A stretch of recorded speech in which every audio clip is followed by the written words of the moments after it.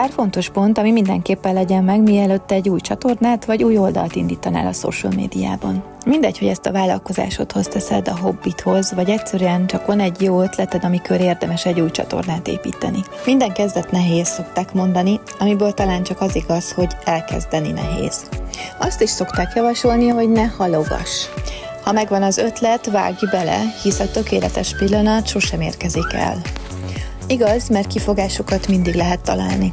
Azonban fontos a folytonosság. Legalább 3-4 sztori ötleted legyen, mielőtt nekivágsz. Fontos a megfelelő önértékelés. Egészséges önbizalom. Kétségek nélkül hinned kell a saját történetedben vagy termékedben. Az önazonosság.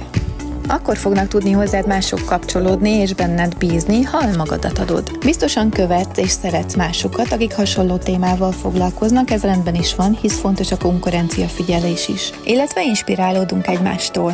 De hogy hosszú távon sikeres légy, hitelesnek kell lenned, ez pedig csak akkor működik, ha önmagad adod. Majd nézd csak, ahogy ennek a kis falevélnek neked is eljönnek a segítőszelek. Hibázni szabad, hisz ez a tanuláshoz tartozó folyamat.